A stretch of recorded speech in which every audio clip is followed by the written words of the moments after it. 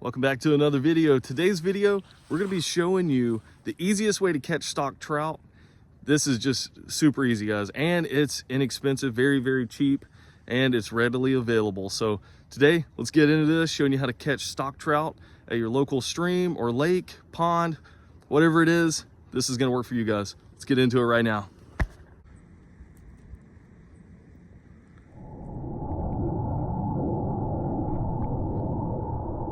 Guys, what we're working with today as far as gear goes, this is a Akuma God Select Pro ultralight rod, but this is just a setup that I'm using. You can use just about any type of light rod, and the reason I suggest a light rod is because it's going to make it more fun to pull in those little fish.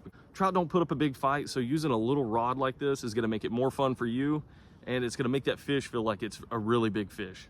So what I have on here, I have 10-pound braid. And the reason I go with braid is because it's stretch free.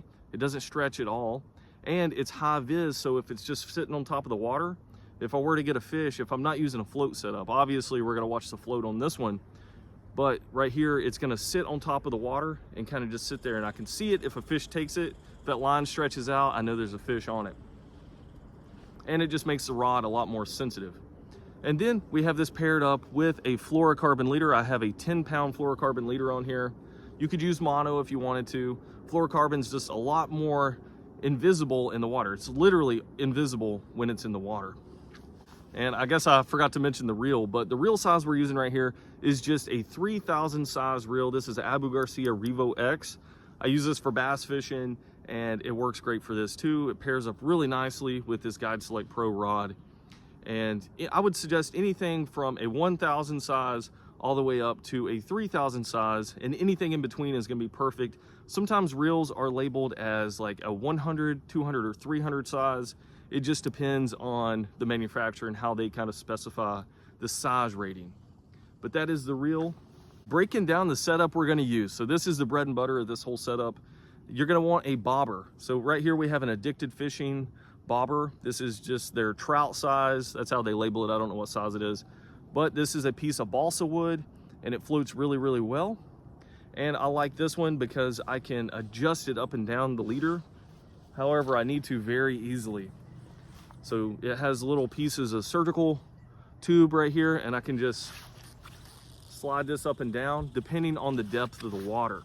So if you know the water, let's say you're fishing a stream and the water is 3 foot deep, well, I would probably run this about 2.5 feet up from the hook. That way the bait is gonna be floating right in front of the fish when they're sitting on the bottom. So right here, we have a pond that is like 4 to 5 foot deep, but I know they'll come up a little bit. I have this about, I would say 30 inches up from the hook. You don't have to use this type of bobber. You can use just a regular white and red bobber, whatever works for you, as long as it's a bobber. That way you can see when the fish takes it. Super easy. Very effective if you want to get your kids out here to catch some fish.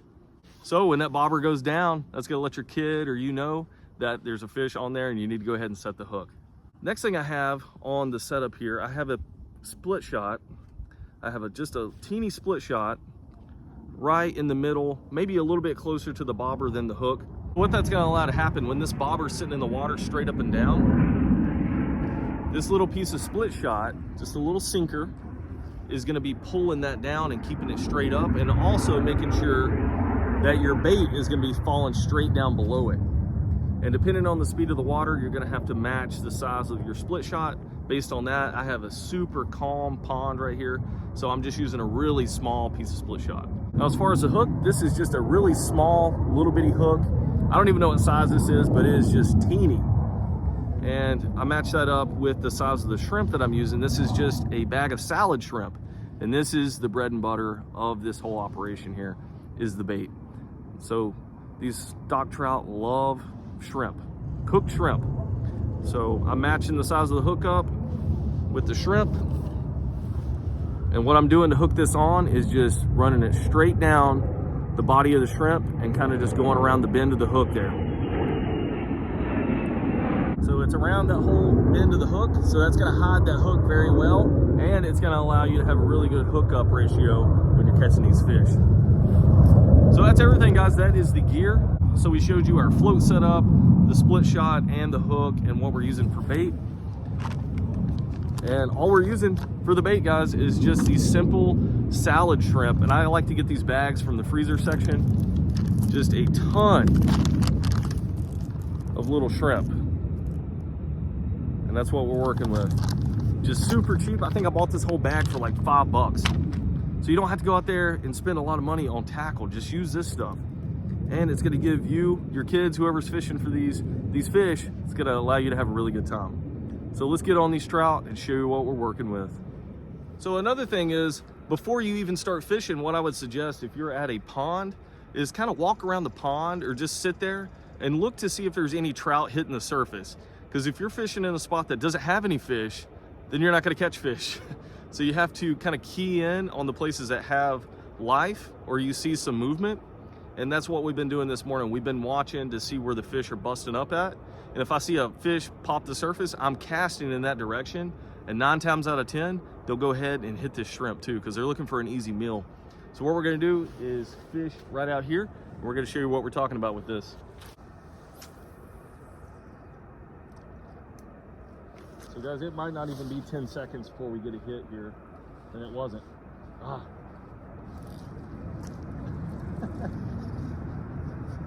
we missed the hook set on that one, but they're eager and ready to eat.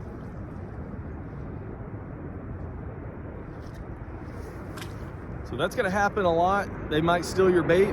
That's when you just put another one on. So we're pretty much right at the end of a runway here at an Air Force base. So they're sorry for the jet noises. And yeah, let's get these lines back in the water here. Before we start getting into the action here, as soon as you see that bobber go down, that's when you need to go ahead and set the hook on this thing. You don't have to set it hard because we're using really light tackle and you might actually snap your leader, which I've done in the past. You want to just nice, easy hook set. That way we can drive that hook into that fish's mouth. We're ready for bobbers down right now in a second.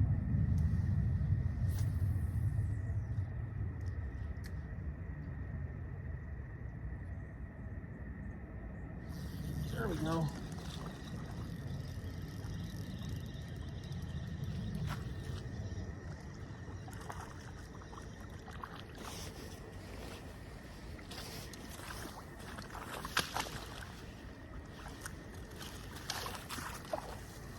So it's that easy to catch these little stalkers. You can go out there, do this all day, and if it's been stocked recently, you're gonna have a ton of fun. So the very first step to that, ensuring that your kids are having fun, is to get in a good spot where you can actually catch some fish and you can put the bait in front of their face. Man, it's so juicy. I love cooked shrimp. A little boiled shrimp. I could eat this whole bag right now. I know why the fish like it. It's just that good.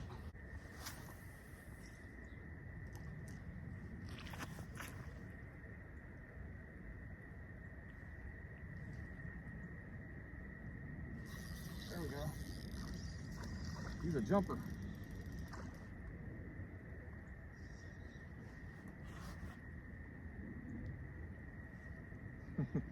These fish feel big on just a little ultralight rod.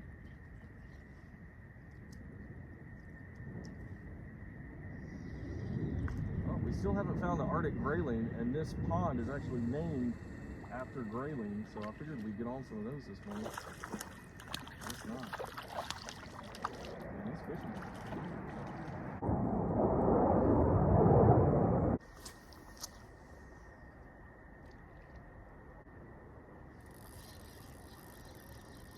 There's another one over here in the corner.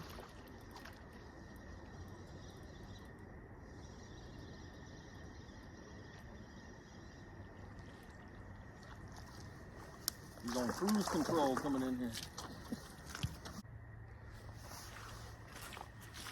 Oh, I think we're about to pack up and go to a different place. Yeah, we're catching a ton, but I want the big one.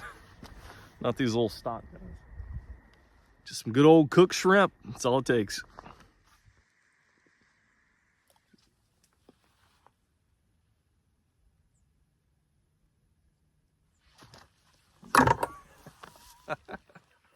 Something pulled it way under. Set the hook good on that one. That could have been a big one. That could have been that 20-incher. that tells me they're ready to feed this morning, so that's a good sign.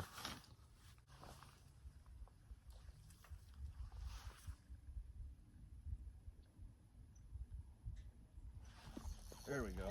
We got it this time. Little jumper.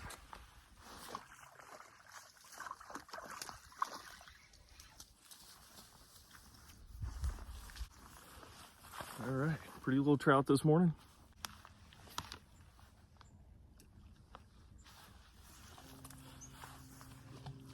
Got another one. Oh, shoot. He jumped, and when he did, he shook his head, and that bobber and everything flew about 20 feet behind me.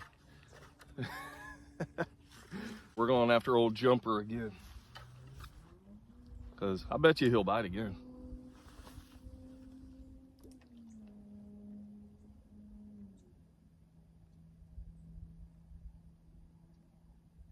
Oh, one's messing. There we go.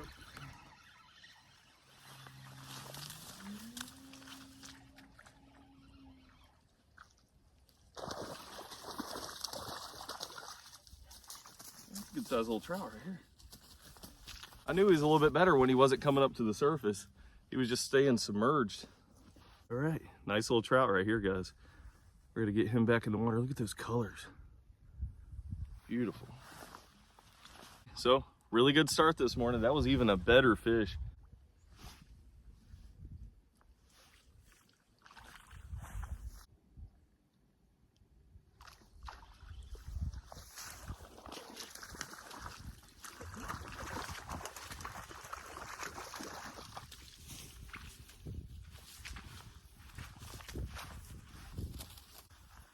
Here we go.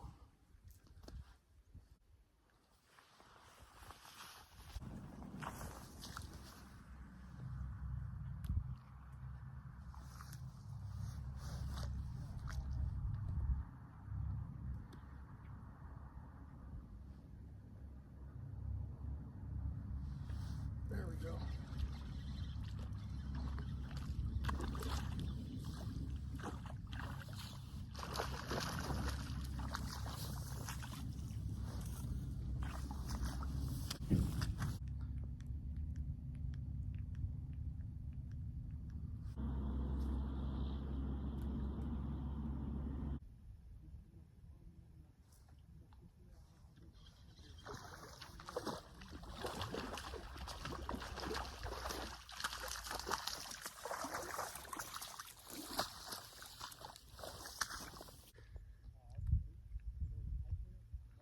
All right, guys, thanks for watching this video, and hopefully you like this. This is by far the easiest way to catch trout. So if you're trying to get on trout quick and you're trying to get your kids on trout quick, definitely try this method right here. You're gonna be glad you did. It's gonna keep your kids wanting to go fishing with you as long as you're finding the fish. But very effective, very simple, and it's cheap. Next time you're out there trout fishing, try some cooked shrimp. You're gonna be glad you did. It's gonna get you on those fish. All right, guys, thanks for watching. Like, subscribe. See you in future videos.